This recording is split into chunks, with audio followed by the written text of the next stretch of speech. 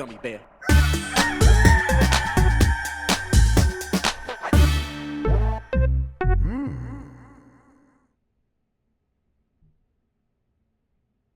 It's the internet. You're busy. Let's do this.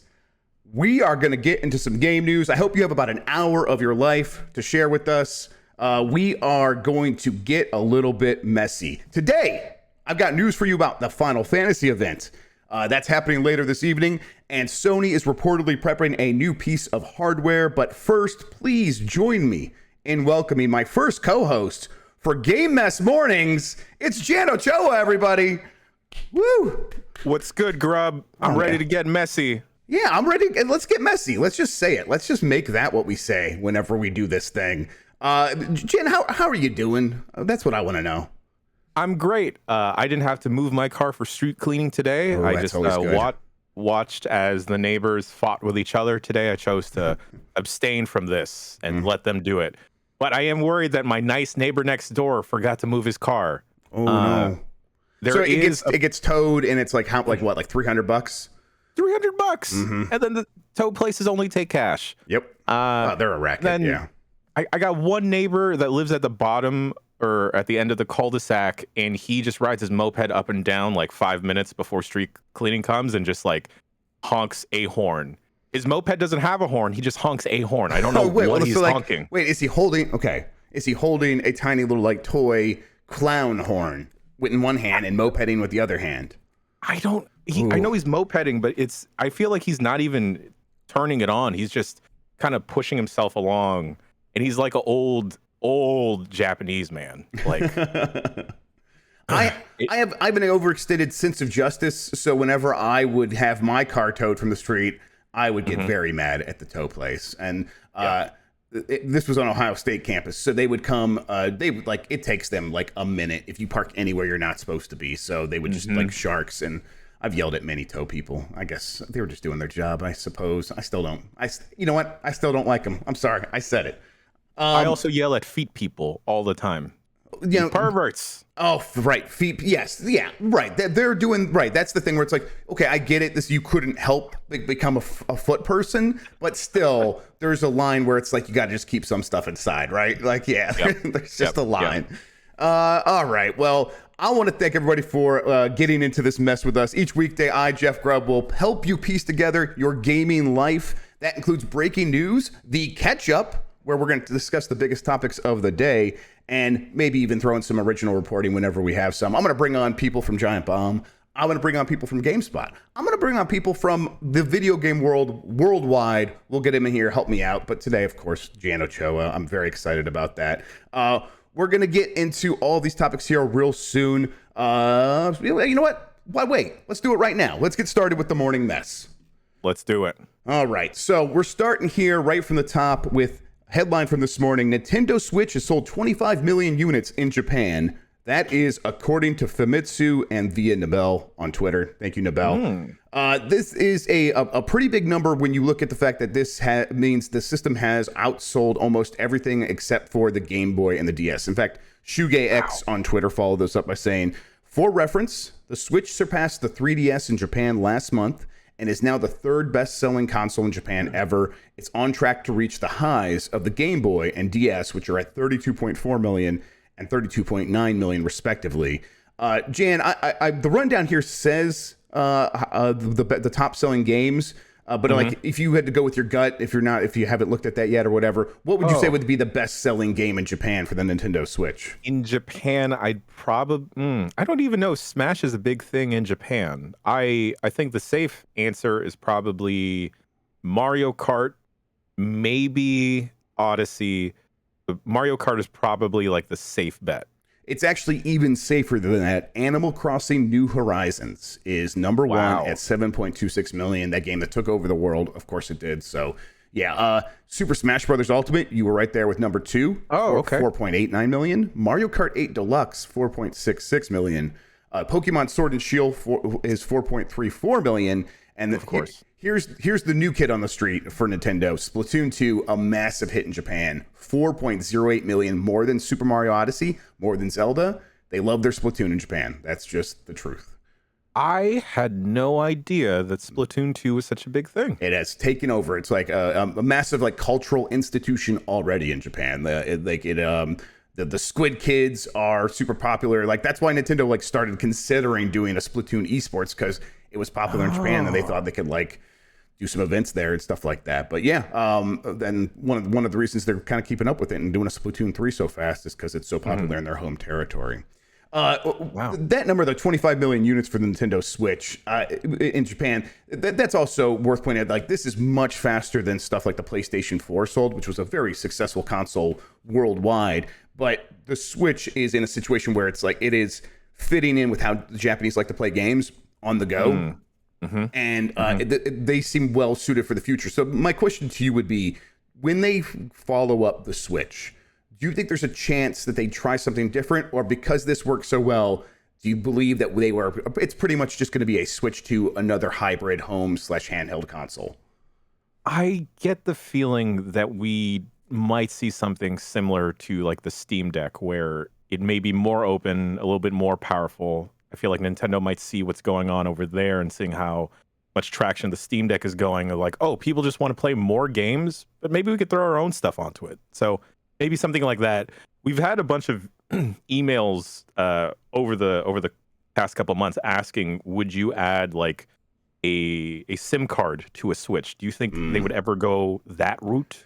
You know, it's the kind of thing where it's like that always seems like a possibility. Again, especially in a country like Japan that has like such a wireless mobile data culture. Yeah. But it's also the kind of thing that is a vast majority of customers are never going to use it. So it just adds costs to both Nintendo and the consumer. And when Nintendo goes to like cut costs, it's like, man, why can't we just cut this thing out? Well, we said everything would support this. And everyone's phones support tethering now. If you ever need to get online, it's like the easiest thing in the world. I open my phone, I hit one button, and now I have a little Wi-Fi thing in my pocket. And mobile data and that stuff is like a little bit finicky, but that wouldn't go away if you were just putting a SIM card in a Switch. It would still be a little bit weird in terms of like how much data you can use unfettered, because even when they say unlimited, it's like, well, it's not unlimited speed forever, at least here in the United States.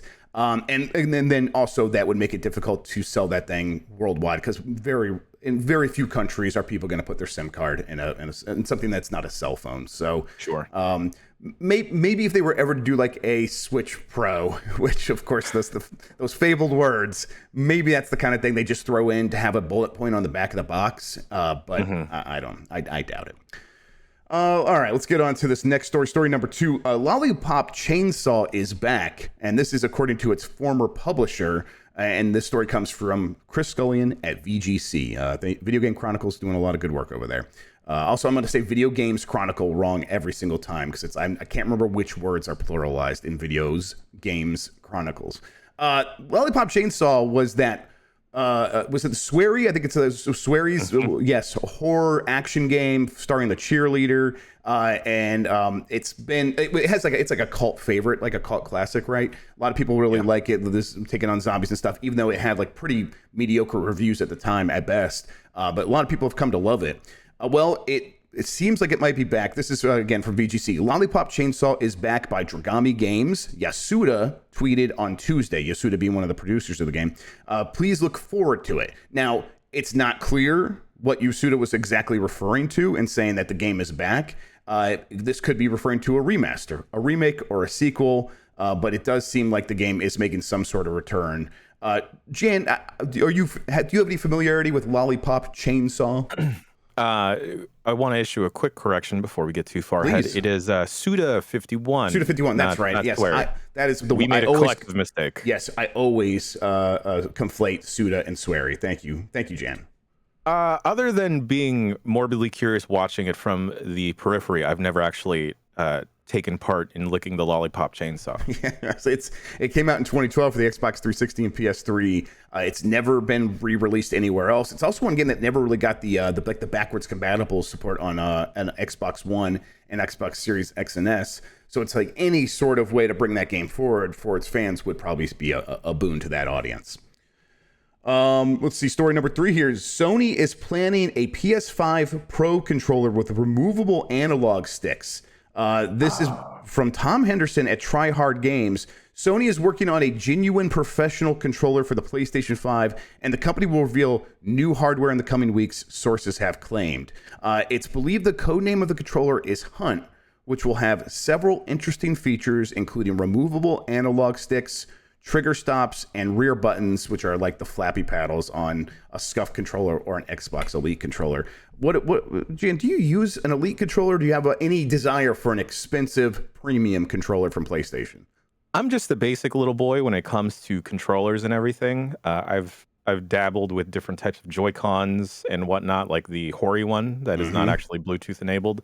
But I have a lot of friends that have actually spent too much money on these types of controllers, and specifically Elite style controllers with the Xbox format.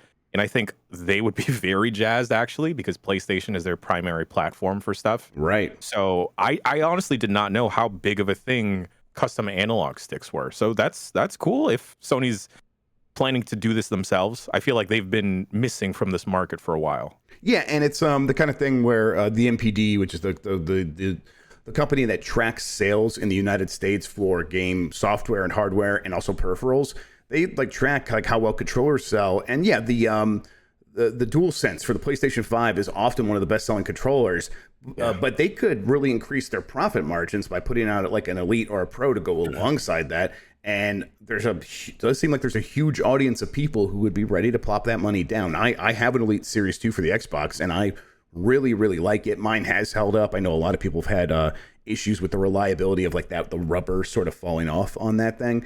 But yeah, it's the kind of thing where there are people who would purchase this thing, so it seems like a no-brainer. But what do you think about the idea of the analog stick being completely removable? So like on the Elite, the way it works on the Elite is there's a little magnet that holds just the stick in place, and you could swap it out with taller sticks. And the idea is a taller stick gives you a little bit more like precision aiming because it's increases like the length of the sphere that you're using on the analog grid or whatever. But it seems like with this PlayStation controller, at least according to Tom Henderson, you're going to be able to remove the entire mechanism so that if you were to say, like, let's say you started getting stick drift, well, instead of opening up the controller and soldering in a new stick, you would buy a new mechanism and just completely replace it. Does that sound like something that's attractive?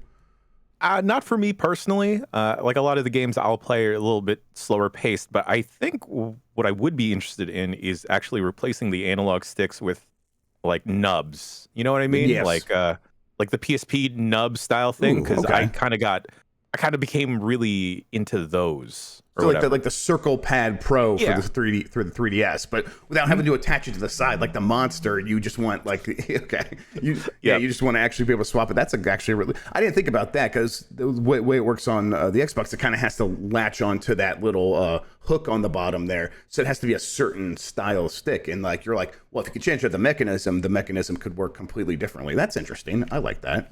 I'm curious if they still plan on every like the DualSense being a factor in this, because I know a lot of pro players will turn off stuff like vibration because it gives too much feedback while they're playing or causes too much stress physically after a while.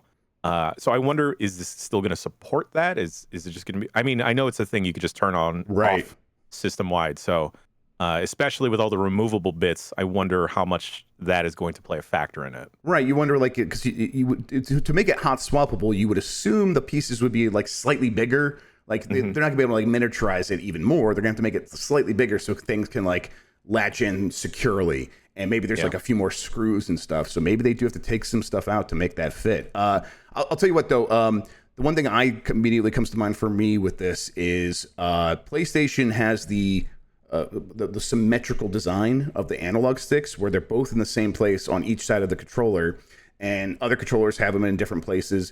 But what if, because these things are hot swappable, could you move the placement of the PlayStation analog stick? Do you think they would support that after so many years of keeping it in the same place without wanting to change it, like because the competition has?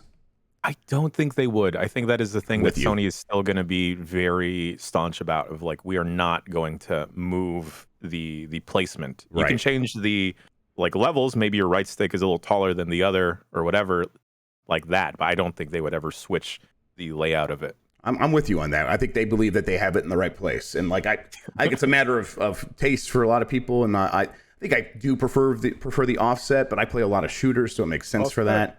But yeah, offset. Yeah, but it's the kind of thing where I think that if when presented with this idea, I bet there's an engineer who's like, look what we can do. We can let people move it, and then someone at Sony's like, no, we are a symmetrical controller design company. We always have, and we came up with this idea, and it's the best. And I think you're right that they would probably end up saying no to it. Yeah, I feel like that's probably in some type of style guide that they have, that it's just stuff that is set in stone or whatever. Yeah, I think you're right. Yeah, exactly. Because there's a PlayStation Bible somewhere, and that is in there, I would bet. All right, this next story, and real quick, I want to do a quick note about the way news is going to work on Giant Bomb going forward. Bombcast is going to have news, but I think because the Bombcast is going to have such a wide variety of people on it, and we kind of want to make that show, for lack of a better word, fun. When there's a serious news story, we're probably going to end up talking about it on this show primarily. If there's something that's controversial or something like that, we'll talk about it here where we can really dive into it and give it the attention it deserves. And if it's a story about like, hey, what's coming out, what got announced, what's like speculation, if it's fun, it'll probably still end up on the Bombcast. But I want to let people know this transparency that we are doing this. If you begin to notice it, you're right. This is how it's going to work. So with that said, Halo Infinite's Juneteenth cosmetic was briefly named after an ape, which sparked an outcry. This is by Ari Notice at Kotaku. Juneteenth is a celebration of emancipation in the United States, of the ending of slavery.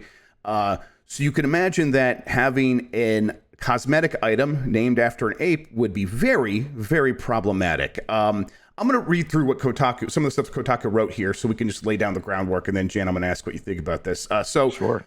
Last night, developer 343 Industries rolled out a Juneteenth-themed cosmetic item for Halo Infinite, its multiplayer shooter. For a moment, the affiliated Pan-African-themed color palette was titled Bonobo. A bonobo, for those who don't know, is an endangered species of great ape. At 4:45 p.m. Eastern Time, the Halo content creator Sean W. posted a video on YouTube explaining the situation. Yes, the nameplate itself is named Juneteenth, but the color option for it, the one that it has the Pan-African look, which you can access via a secondary submenu, was initially listed as Bonobo. By 5:10 p.m. Eastern, Sean W. noted on Twitter that it had already been fixed. He also noted this is probably the quickest fix to ever roll out in Halo Infinite's turbulent history.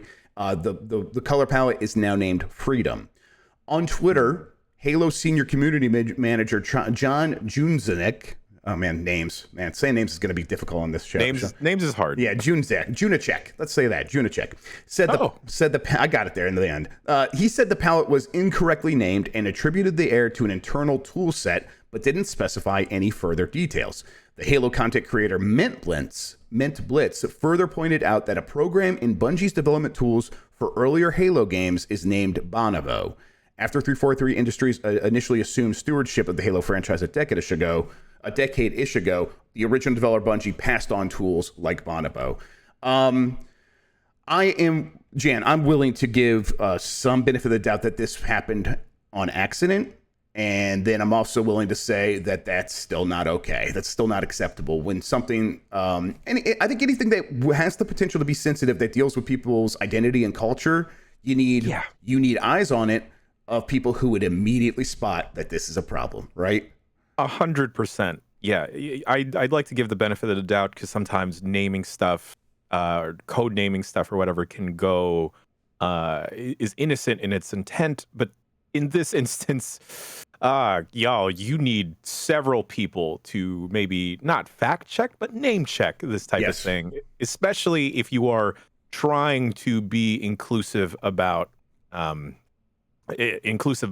a Juneteenth style holiday. If Halo Infinite was perhaps trying to plan something for Pride Month or any different type of holiday celebrating identity, double, triple, quadruple check what you have stuff named. Even, I don't know. Even for it to get this far, or folks to find that it was named Bonobo, even if that's the name of a former tool set, I still can't get completely behind it being an innocent mistake. Yes. It should have just been caught from the start. Yeah, it's the kind of thing where when you hurt someone, like you could do one of two things. You could say, I didn't mean to hurt you, or you can accept the fact that that doesn't matter. And when you hurt someone, well, they're hurt, and that's what matters now. And now we need to be like restorative in how we treat them and trying to figure out what to do to fix this. And the thing is, it's like people should be mad and should just kind of be mad and like let Microsoft know that. And what can Microsoft do other than just say, geez, wow, we messed up bad, and like that's not good enough. Like there's kind of like no good enough here where it can like people can come out and be like, okay, I guess that makes sense. Because even if this story is exactly right, or the circumstantial evidence that some content creators and then some people working on the game have pieced together here, even if that's the story, it still feels very like this is a term that I'm trying to like fully suss out, like a microaggression. Like someone's just going through their life trying to live in their own identity and culture, and then they are confronted with this, and then it cannot just be swept away with, well, it was an accident. Like this is just another thing piling on to the way people are being treated in a way that is not acceptable, and then here we are trying to figure out like, okay, how does this happen, and what do we do about it now? And once again, for all situations like this, there's never a great answer. Microsoft did apologize, and they also fixed it pretty quickly. I don't know if they're going to say or do anything else about this. Juneteenth is the 19th. It is this weekend. We'll see if they have anything else to say about this. I would imagine that maybe they are probably this. I say this, Microsoft is a company that presents itself as a company that like is trying to be super diverse. Xbox specifically, Phil Spencer, every time he talks about this, brings up diversity and how important it is. I do believe that he thinks. I do believe he really believes that. It's not just like, this is good for business, although it absolutely is good for business. We've seen that repeatedly, that like if you put out a diverse product, it can succeed very well. I always think of the Fast and the Furious, Jan. That's my go-to for diversity. Yes. But if like that you put out a movie like that, and it succeeds everywhere. It succeeds here, it succeeds in China, and it's good for business. But I also believe that Phil Spencer honestly thinks in his heart that this is the right way of doing things. So I wonder if he's forcing people to come up with some other solution to smooth this over, but that just also feels a little bit grimy. Yeah. Fast and Furious, perhaps more diverse than Star Wars. Yes. A movie, yes, it takes place in space with a zillion aliens, and yet Fast and the Furious still more diverse. Absolutely. All right, let's move on. This is a heartbreaking story for me after the trailer first gave me a little bit of hope. Sorry, but Capcom's new dinosaur game has nothing to do with Dino Crisis. This is by Zach Swisen at Kotaku. In an interview with IGN earlier this week, Capcom director Takuro Hiraoka talked about what Exoprimal is, and more importantly for some players, what it isn't. When asked by IGN if Exoprimal is connected to Dino Crisis in any way, he confirmed that although the initial trailer seemed to hint at some sort of connection, that wasn't the case. No, answered Hiraoka. That game is its own unique thing, has no relationship to Dino Crisis. Instead of a game like, and he kind of went into explain like kind of what the game is. He says, instead of a game like Monster Hunter where you face a single powerful enemy, we thought that the experience of taking on and overcoming a huge horde of enemies had the appeal and potential to be the basis of a new IP, explained Hiraoka. Jan, when we showed this trailer, there was a lady with red hair and leather gloves, cut off gloves, and like a vest or whatever. She looked just like the lady who's on the cover of Dino Crisis and in that game. So what's going on? Why do they do this?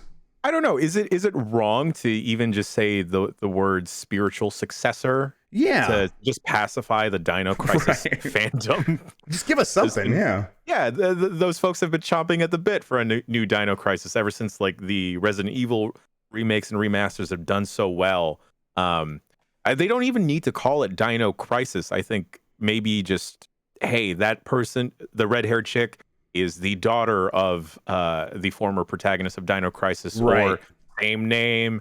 I don't know. It's something that will guarantee to tap into the nostalgia of hearing Dino Crisis, or like, oh, this is kind of like Dino Crisis type of deal. You're absolutely right. And I'm just sick of these publishers taking these things away from us, especially, this is the one that really got me, after the PUBG Corp was like, no, the Callisto Protocol no longer takes place in the PUBG universe. That destroyed me. I'm like, I don't know what I'm doing anymore. I need these things. I don't know how they would work in the Callisto Protocol into PUBG, now seeing the Callisto Protocol trailer. But I was so excited to find out how.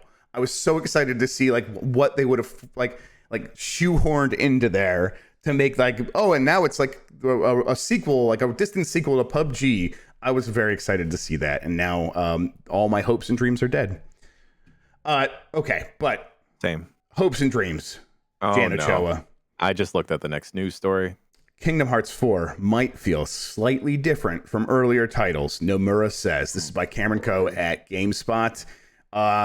Jan Ochoa, before we get like, what are your hopes and dreams for how a Kingdom Hearts 4 could feel slightly different? I just want it to feel more like Final Fantasy VII Remake, but I know it is not going to feel anything like that. Well, I mean, it seems like it makes a lot of, like, Final Fantasy has been going more towards what Kingdom Hearts felt like, but like grown up, and well, what they did is they brought over like the Capcom battle designers over to work on the game, and it's Right. like, okay, yeah, so you're marrying those two ideas, like a Devil May Cry meets up with what Kingdom Hearts was doing. Why couldn't they bring that to Kingdom Hearts? Why won't they do it? I don't know. I know that Stranger of Paradise had Team Ninja working on it, and that felt radically different than Final Fantasy VII Remake. I know a lot of... I wound up eventually meshing well with the combat, but I know our own Timur Hussein absolutely hated it. Oh, okay. So I would really love some type of balance, because I got to tell you, after popping back into Kingdom Hearts, after playing Final Fantasy VII Remake and other more modern, better controlling action RPGs, it is rough to go back to the weird floaty nature where there seems to be like a purposeful lag on all of the inputs. Yeah. Here's my thing. I don't have a lot of fun playing Kingdom Hearts. My problem was not so much with the battle, like the battling, like the combat and stuff was okay. I don't know. I was with the first one, like the gummy bear shooter thing, the gummy ship, that was terrible, and I never felt like I knew what I was doing. Maybe I'm just bad at games, Jan. Maybe that's what it is. Nonsense. Here, let's get into some of the stuff that Nomura actually had to say about the game. He said, in an interview with Game Informer, Nomura made clear that despite the game's new, more photorealistic art style, Kingdom Hearts 4 will still include Disney worlds. While it may look realistic, the game is still Kingdom Hearts. It might feel slightly different from previous Kingdom Hearts titles, but once players have had a chance to play the game, I'm sure they'll be relieved to find that it is definitely a Kingdom Hearts title, Nomura said. It's the game series that they've come to know and love. He also added, however, due to there being so much more we can do in terms of graphics, the number of worlds that will appear in the game may be more limited, Nomura said. According to Nomura, a pretty good amount of time of Kingdom Hearts 4 will take place in the Quadratum, the Tokyo-esque city glimpsed in the game's teaser trailer. Nomura described Quadratum as the game's base, and players will spend time there between venturing to other worlds. While there, players will be able to see more of Sora's day-to-day routines, such as spending time in Sora's room. Okay, Jan, now here's my understanding of what people like about Kingdom Hearts. The insane lore and going to different Disney worlds. Okay, so we'll talk about this in a little bit. We have a lot of people getting worried about Starfield because it's going to have thousands of planets, and that's too much content to make fun. And we'll discuss that. This feels like the exact opposite, where like I would want a Kingdom Hearts sequel to have even more Disney worlds. How are you feeling about that? Yeah, that is definitely a part of the appeal. I know Kingdom Hearts 3 barely even had any illusion that it was still kind of in the Final Fantasy world, with a lot of those characters being completely absent. And this is kind of disheartening, because I feel like this is the whole appeal of Kingdom Hearts, the Disney tie-in aspect. Because even if you were going to stop seeing Squall and Cloud and all the other Final Fantasy boys, you would at least see Donald, Goofy mixing it up with all the different Disney characters. And I know that there was a lot of hope that now, with Disney pretty much owning the whole world, we would start to see the inclusion of perhaps the MCU or even Star Wars into these different worlds. And now it seems like we may not even get the full breadth of the other Disney worlds we were already having. And God, as Kingdom Hearts fans, we've gone to the same worlds a bunch of times that I would kind of hate to go back to see Hercules and go back to see Aladdin, because we've gone back to that so many times. Well, let me ask. So that is an issue. So not going back is something you wouldn't want. What if instead what they're talking about here is the Quadratum can be a place where they remix all of those places together in one space. So instead of you going to all those other worlds, they bring Aladdin, and they bring I'm trying to think of other Disney characters that are completely slipping my. They bring Han Solo, and they bring Captain Marvel to the Quadratum, and then you guys can sort of remix together in this one common space. Would that be appealing? Also, I'm thinking that might enable them to get Kingdom Hearts 4 out faster than they would otherwise. Would that be a good trade-off? Yeah, I feel like it might be for some fans. Perhaps maybe even switching up your party to not always have Donald and Goofy. Maybe you constantly have Ms. Marvel in your party because Ms. Marvel would be exponentially much more useful than Goofy. How dare you? I'm sorry for all the Goofy fans. Yuck forever. Yuck.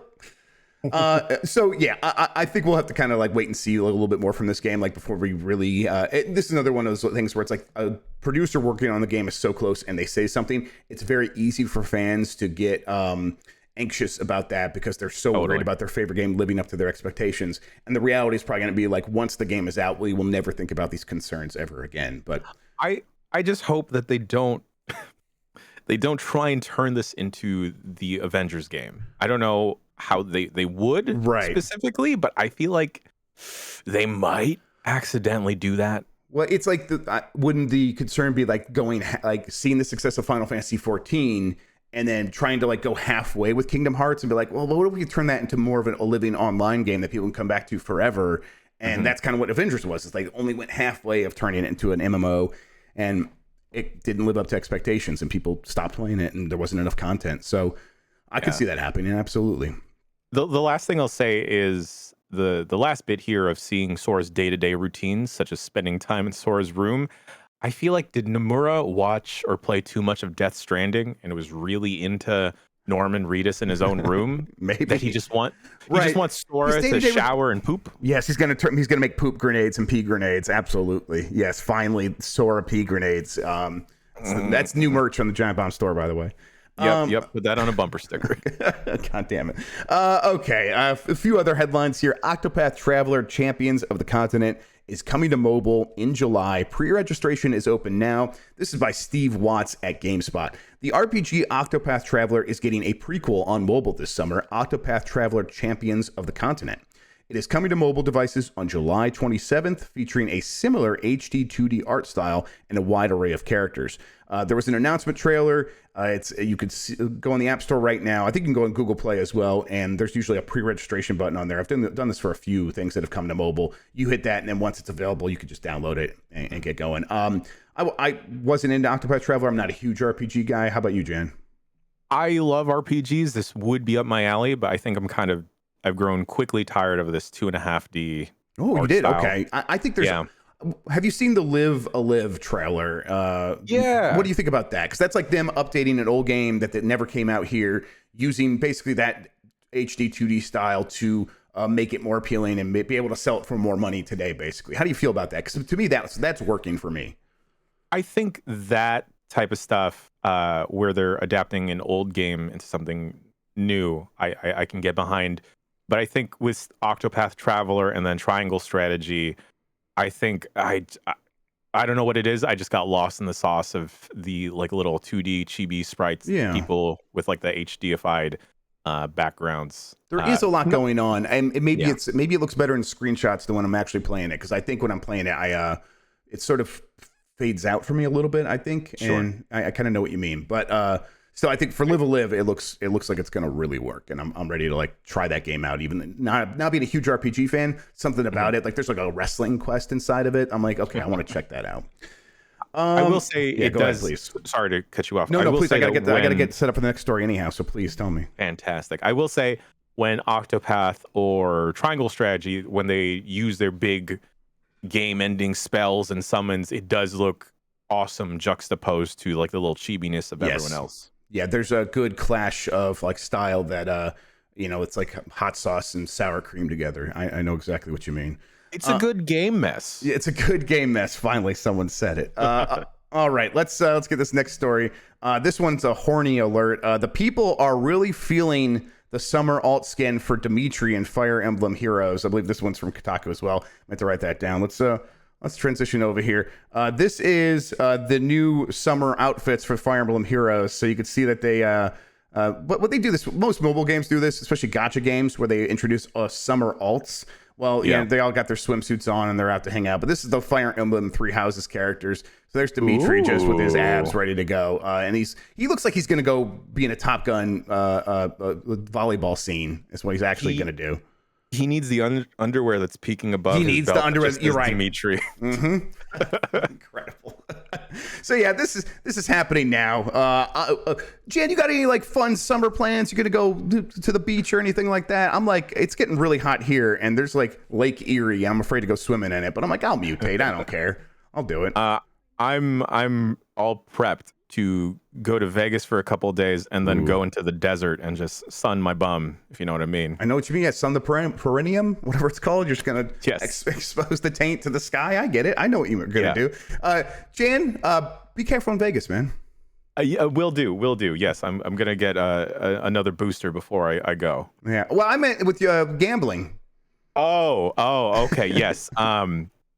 Yeah. Okay. Yeah, I'm gonna need my partner to help me out. Yeah. Just let her have like a little bit of a leash or something. There you go. Yeah. Get one of those kid leashes. Yes, exactly. All right. Let's get back in. Oh, let me bring this here. Let me transition back to us. The 2-up. There we go. All right. I'm not betting on the NBA finals. I will abstain from sports betting. Good man. All right. Here's the final one here. Consumer group urges Nintendo to launch an independent Joy-Con drift investigation. This is by my boy Jordan Midler over at VGC. He says a UK consumer group has urged Nintendo to open an internal investigation into the persistent issue of Joy-Con drift. The UK group, which just looks like someone edited in here and asking him to say which group, but it actually is just called capital W which with a question mark. An incredible naming job, UK group. Lovely. The UK group, which conducted a survey of 919 Switch owners and found that 40% of those surveyed experienced issues with Joy-Con drift. This is according to a Sky News report. However, only 73% of those who experienced drift contacted Nintendo about it. Our research shows that drift problems continue to plague Nintendo Switch owners, yet too often they can be left footing the bill themselves to replace faulty controllers or face a lottery when they contact Nintendo for support, said which Director of Policy and Advocacy, Rochio Concha. Nintendo needs to commission an urgent independent investigation into why this problem occurs and make the findings public. This is one thing that's I think people don't like.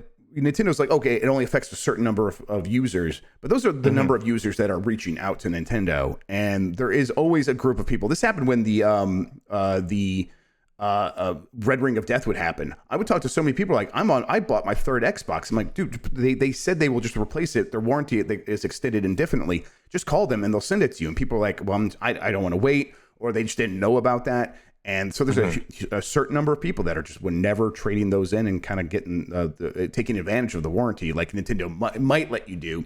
And like they say, like this group which says, it can still even be a lottery in that case. The stick drift issue, to me, seems like it's due to the fact that these companies have used fairly cheap analog sticks and analog mechanisms. Totally. They should be doing more about this, obviously, right, Jan? Yeah.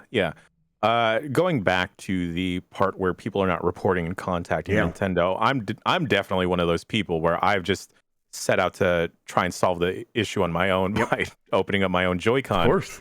And also, if folks don't go to the doctor when they properly need to go to the doctor when something is affecting their health, I know for a fact people will not contact a big company to try and fix a small thing that the company should be responsible for. That's a really good way of putting it, because it's like, it's the path of least resistance for so many people, where it's like, I have money in my account, I'll just buy something instead of having to get it on the phone and try to talk to somebody and have to talk to a robot or something. I think you're exactly right. And so to me, that speaks to the need of Nintendo needing to be more proactive and take more of a responsibility for this, because they are selling a consumer product that is prone to failure at a rate that seems unacceptable. Okay, that does it for today's big news headlines. But I don't care about all that. I want to get into the catch-up, Jan. Let's go to the catch-up right now. This is, again, so people, this is the first episode. Let's talk about what's happening here. We just did a bunch of news headlines. We're going to talk a little bit more about like news, but this is going to be a section where we kind of get into ideas about what other gamers are talking about, the rumors, things like that, the subject of the day. Beat on the street. The beat on the street. And let's start with this. We teased this earlier. People are getting up in their feelings about Bethesda's upcoming games, both Redfall and Starfield. For Redfall, this one I think is completely fair. Redfall's story progress is tied to the host when playing cooperatively. So if you play 4 players and the other 3 are jumping into the host game, and then on the 4th night you guys are trying to beat the game together, and the host has to work late, and now the other 3 people want to play, well, they have to start from the beginning of the game if they have not been keeping their own separate single player game going alongside that. Jan, to me, this does 2 things. One, this is a problem. I don't know why this is still a problem that companies still do this. They should just find a solution for this. But 2, this game sounds like it must be single player first and foremost if that's the way they are going about doing this. And it's not as much of a Left 4 Dead as I was thinking when I was watching the trailer. Definitely. Yeah. I know that Back 4 Blood did the same thing, and I was caught in that vicious loop that you were alluding to, where we would have to make an appointment because we're all adults and we all have lives. We can't just drop everything and play this game together for a couple hours.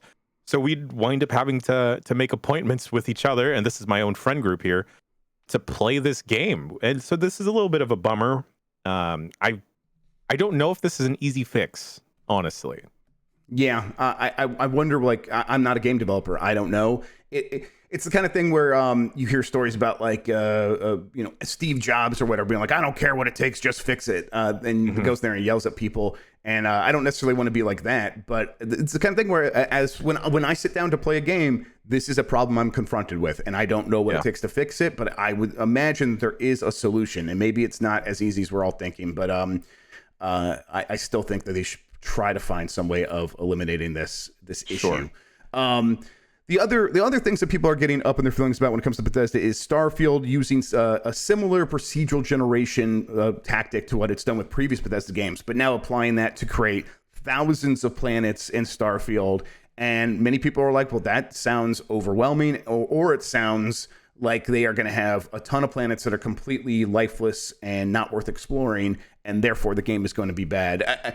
I have my own feelings about this, Jan, but I want to hear, like, just when you hear that 1,000 planets that you could explore however you want, and some of them will be in the Goldilocks zone and they'll have a ton of people on them, but some of them won't. Where are you at with, like, how you feel about that? I just hope that they're not shooting for 1,000 planets just to say that they have 1,000 planets. And I don't even need all 1,000 planets to be in the Goldilocks zone, right? Because I feel like that is probably not true to life and everything. So, who's to say where 900 of that 1,000, give or take, is just rocks, is just dust, or is just water, or just gas planets? And it very well may be, but I don't want the focus on making 1,000 planets to take away from whatever is the curated aspect of Starfield. Right. And I think that's the thing that I am scared of, is that there's such a focus on putting it on the back of the box, or having that bullet point on the trail of, like, we have 1,000 planets, but 90% of them actually don't matter, or they'll break the game, type of thing. And that's where I start to be a little bit hesitant on them boasting about that number. So let me, like, propose, like, what I think is probably going to happen with this game. But let me ask you first, for handcrafted planets, for the ones that are in the Goldilocks zone, and maybe a few that are out that have, like, moon pirates on it, and it's like a mining colony or whatever. What's the number you are looking for that you would be impressed by, but also happy with? Honestly, let's say like 200. Okay, wow. Planets. Yeah, I think, to me that sounds like, well, still a huge number. Like, but you would think that would be. Are you thinking like some of those would just have like a few colonies on them, but would still be mostly barren? Or are you thinking like everyone is like the equivalent of like Earth or something like that? Mostly barren, I'd say. Like, this has, but still like handcrafted. I get what you're saying. Then that makes sense. Yeah. So where you will, like, I feel like 200 is a safe number to even boast about. Where like, hey, some of these will not have anything on them, or some of them will have a very small colony or whatever. Do you know if that actually, if that 1,000 number, does that include moons? I think it does probably, because I think they said like 1,000 worlds, or did they say 1,000 planets? And if it's worlds, that would probably include moon. I would imagine Todd Howard would be enough of a nerd to make that distinction as well. Sure, copy. But I think the way it's going to work is that there are going to be like a dozen to 2 dozen like super huge planets that are very detailed, that have a lot going on. And then everything from there's going to be levels of gradation, and then you're going to get through that first 200, like you said. I think that sounds about right. And then there will be 9,000 planets that are mostly barren. But then also, I think most people will never even go to any of those. I think a lot of people and if you ever go there, it will because an NPC gave you a waypoint and said go to the specific point there, and you go there, you get the thing, and you leave, and then you never have to do any exploring if you don't want to do it. So, and then if you do some exploring, hopefully the procedural generation is good enough, and hopefully the handcraftedness got into these parts enough that it's like occasionally you are going to stumble across something that is very cool, very useful, and that'll be enough for me. And then one thing that people keep bringing up, and I've seen people in chat bringing this up, is that this is almost a canvas for modders. It is. Now we have this game set up so the modders don't have to come in and make the planets themselves. The planets are there, and if you want to like fill that stuff up with things, you can. And then even as a player, right?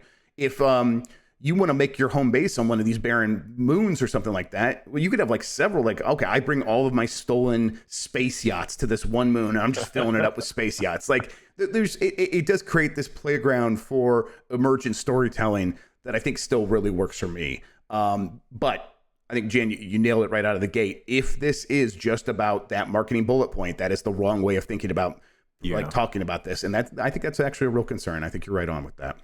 I'm curious now with the idea of introducing modding into this, of how these planets will actually behave with each other. Like, will gravity and physics be an actual thing where like, oh, this planet, because someone modded it, it's like 3 times its size. It's now bordering too close to planet C47.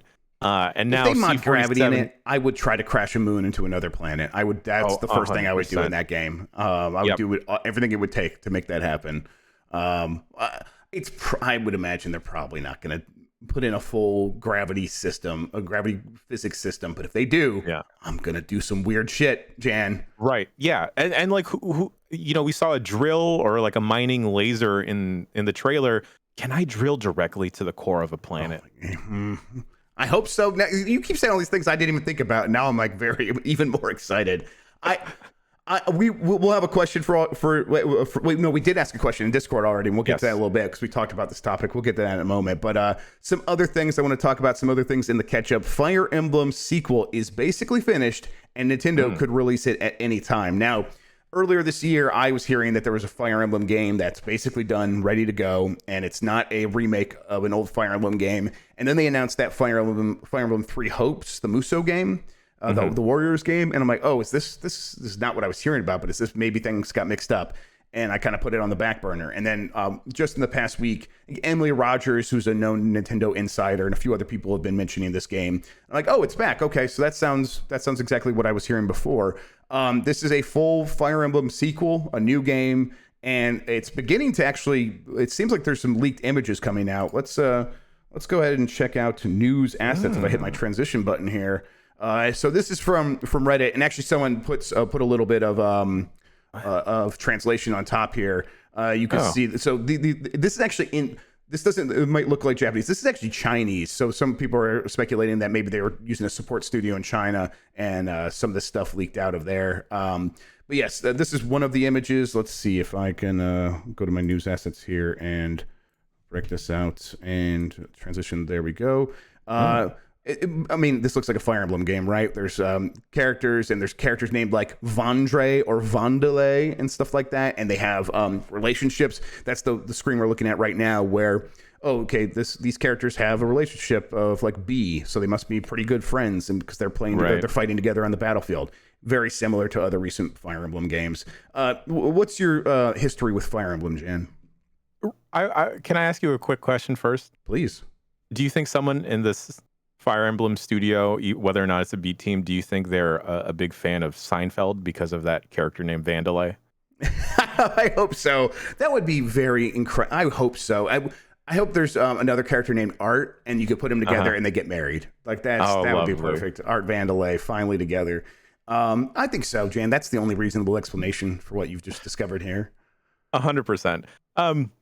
I'm very excited about the prospect of a sequel. I really loved Three Houses a lot. I've been in and out of the Fire Emblem series because it is a tactics style game, so that's my type of jam. The part that's always, I guess, let's say, thrown me off is the permadeath with some characters. I really did enjoy the setting and the feel of Three Houses, so I'm kind of sad that it looks like it's not a direct sequel to that game or whatever. Yeah. They, it sounds like the mechanic in this game is going to be summoning past Fire Emblem characters, things like that. Oh. So my thing is, I really fell in love with Fire Emblem for the 3DS Awakening, and that was hot joint. Yes, it enabled you to like put every character together and really like. I usually don't like having my character just marry someone else in the game. That one's like too much. Like I have a wife already. I'm good.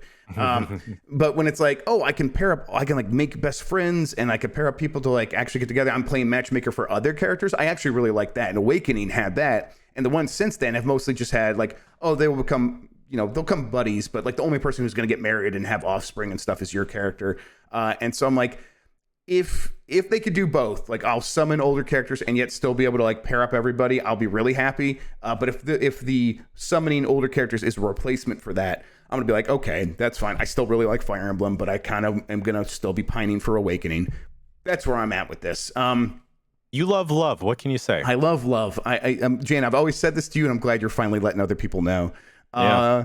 I think we hear about this game probably later this month. We mentioned on the Bombcast that there's rumors of a Nintendo Direct later this month? Because if we didn't, let's just say that now. We definitely did. Yes. Okay. Thank you. Yes. So this is probably gonna show up there, right? I think it does. That's so wild hopes. that they just have this in their back pocket. It's like, all right, when we need to pull the Fire Emblem card, we're ready to do it. Right. So this is a game that reportedly has been finished for a very long time, up to a year, it sounds like. Almost no other company doing anything like that. To me, it's like, okay, that makes some sense because you're waiting for the marketing team to be free. You're Nintendo, you like to handle a lot of this stuff yourself. But at a certain point, holding on to a game for a year seems excessive. What do you think about it, like overall? I feel like Three Houses really put a lot of new life into Fire Emblem. That I feel like even if this is not a direct sequel to that story again, and it's just another entry into the Fire Emblem series proper and not a Musou game, I feel like you almost lose the momentum of that by holding off on it, right? Like I know the whole mentality of like we got to wait till it's cooking and it's ready to go, time-wise and everything. But sometimes when you have it, just put it out. Yes, and at a certain point, it's like I get they're putting out games pretty frequently, but like, what's it hurt to put out 2 games in a month every once in a while? Yeah, because what were they trying to get out of the way of this year from like a first party release? Nintendo Switch Sports and Mario Strikers. Yeah, maybe it was like the Musou game. Actually, maybe that's how it worked. Maybe the Musou game, which does take place with like the three houses characters. Maybe they're like, oh, we wanted to talk about that first because that still relates to the old one, but.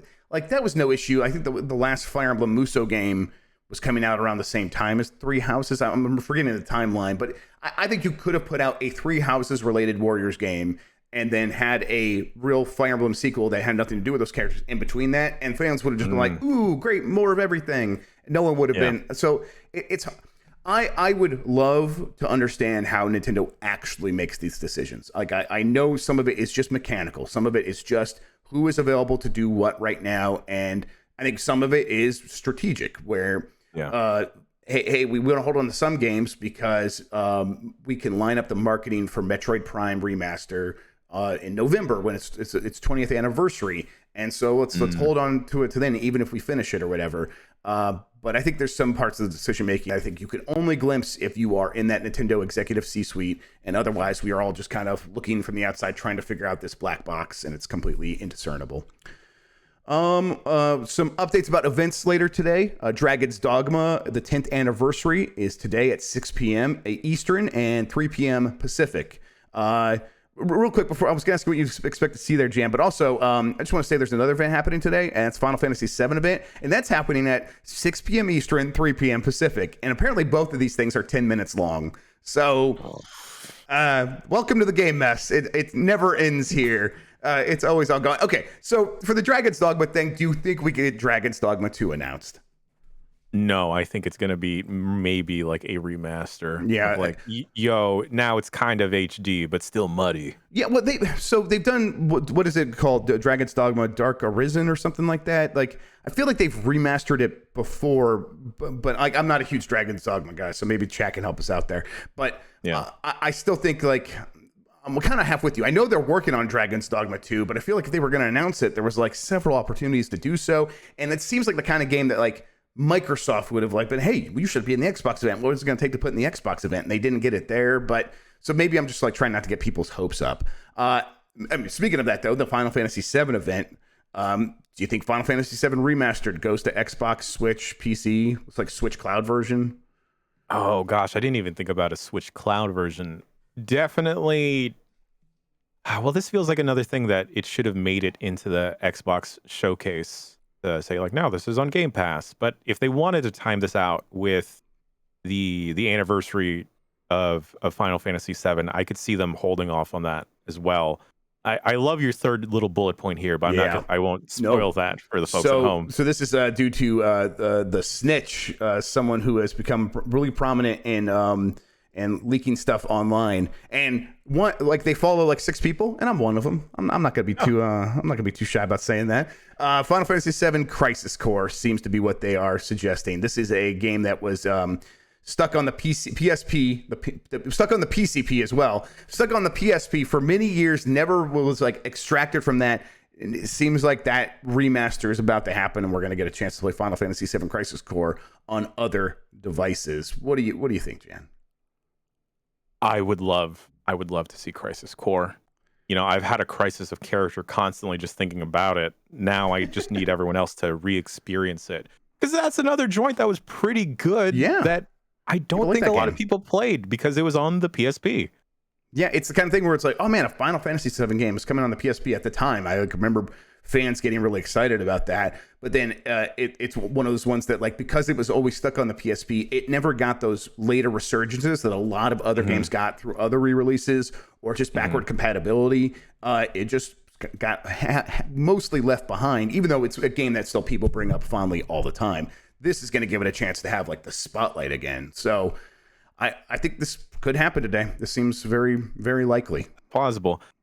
Grubb, I'm sorry to circle back to the second bullet point. No, let's do it, please. But you mentioned a cloud version on the Switch. Yeah, maybe. Aren't all Final Fantasy VII games technically a cloud version? Motherfucker! Well, this is Jan. This is the last time you're on this show. I walked right in. I mean, I didn't see it coming at all. It just came right at me. God damn it, Jan. Here's a deal alert. Amazon Prime is giving away 30 games as part of Prime Day. If you are a Prime member, you will be able to claim over 30 free games, including Mass Effect Legendary Edition, Grid Legends, Need for Speed Heat, and Star Wars Jedi Academy. And from June 21st until July 13th, Prime members can also start freeloading. Freeloading, is that how they want to use that term? Yeah, freeloading. I guess it is freeloading. Freeloading more than 25 free indie games instantly. So do that. I suppose these are probably all for PC, but yeah, do that. And then finally, FIFA 22 is coming to EA Play and Xbox Game Pass Ultimate next week, and this is by Chris Scullion at VGC. The latest entry in EA's football series will be available on the playlist on June 23rd. The playlist is EA's archive of legacy titles. They used to call it the Vault, I think, like when I first wrote the story for EA Play way back. It was like, oh, they have the thing called the Vault, and now it's called the playlist. This means anyone can play it with an EA Play subscription, or if you have Xbox Game Pass Ultimate, you can get it as well. Jan, I went to the Discord last night and I was like, Rory, how do I do a poll to ask people a question? And Rory's like, we're gonna go in the other Discord. Don't worry, Jeff, it's okay. And we're gonna use Carlbot, and we're gonna have them ask whether Starfield having 1,000 planets excites you or worries you. And now I'm realizing I forgot to put it in here. So let's go ahead and see if we can track that down in the Giant Bomb Discord while I go and transition over here so that you don't get lost. Let's see, news assets, transition. You guys can look at these Fire Emblem screenshots again, and I'll bring it in here. Jan, again, like you overall, like you said you weren't too worried about this as long as it's not just a marketing bullet point, right? Yeah, as long as it's not just a thing to put on the back of the box, I think I'm ultimately okay with it. You brought up a good point of like, real world life space is desolate. Absolutely. So it isn't too odd for there to be a lot of just blank planets, even just gassy giants. You and I are a couple gassy giants. That's right. Absolutely. Hang on. I'm almost there. Almost got it. It's up here somewhere. Scrolling up. Oh, someone put a screenshot of me there holding my NES Advantage controller, the new one from 8-Bit Dough. Looking really good. Let's see. You know what? I just think Starfield. We're almost there. We're almost there. It's okay. It's all right. This is part of the game mess. This is part of how it works here on this show, everybody. Would you like me to? Oh, there's also a GB poll. Should I read the results? Yeah, let's do that. Let's do that one while I get. Yes, please. That'd be fantastic. Okay. A lovely mod. I'm not sure which one. Had polled the live chat. 1,000 planets. The options were oh hell yeah and oh god. With oh god winning 75-49. Oh, there we go. Thank you, Rory. Thanks, okay. Marino. And from the Discord, does the idea of Bethesda making a game with 1,000 planets excite you or worry you? 38 people are excited, and 44 people said that they are worried, and then 7 people put a bread emoji there. So let me see if I can move this over here. Let me transition so you guys could see that. There you go. What does that mean? What does bread mean? What does bread mean? I think people are just hungry. You think that's probably it, right? They're just hungry? Sure. I think, the game mess, it's the kind of thing that can make people very, very hungry in their tummies. All right. So tomorrow, let's see. I want people to just tell me, have you ever played Crisis Core? So we're going to put a thing up, thumbs up, thumbs down. If you played Crisis Core, thumbs up. If you haven't, thumbs down. And we'll talk about that tomorrow if it gets announced. I'm looking forward to it. And we'll put that poll into the Discord. All right. So, and we're putting it there as well. Mods, we'll work out a system here where you guys can actually just ask it in chat, and I can get the results from you tomorrow. That's something we can add to the checklist. Jan, let's start wrapping this up. I think we did a pretty good show today. I think so. I know there was a lot of panic and intrepidation of us refueling the ship as we're still in the air, but I like to think it went very well. Right. I mean, like we were getting some of the art assets like last night and this morning. You made some stuff this morning, and I just think it was it was perfect. And it's nice to be able like, oh, we have a bunch of ideas, and then suddenly all the stuff just comes together, and we could do a show. And chat also being very, very patient with us and very nice and very interactive. I really appreciate it. We're gonna have a bunch of stuff happening on Giant Bomb for the rest of the today. Like I was looking at that schedule, Jan. We got like 3 or 4 things going on. What's all happening today? Oh, yeah. Let me pull that bad boy up. We got the voicemail dump truck going on later today featuring a certain dad of sorts. Canon, that is Giant Bomb Canon. I mean, we're Giant Bomb. We're full of zaddies. That's right. We're full up to the zaddies. So up to the eyeballs and zaddies. We got another episode of the very online show popping off relatively soon after this. And then Jess and I are going to put some time and do an unfinished of the upcoming Mythbusters game, which is incredibly weird to me. Yeah, it makes me feel all types of odd. Yeah, I need to watch that. Watch you. I need to watch you play that game because I would imagine that was like a surreal experience. So, yes.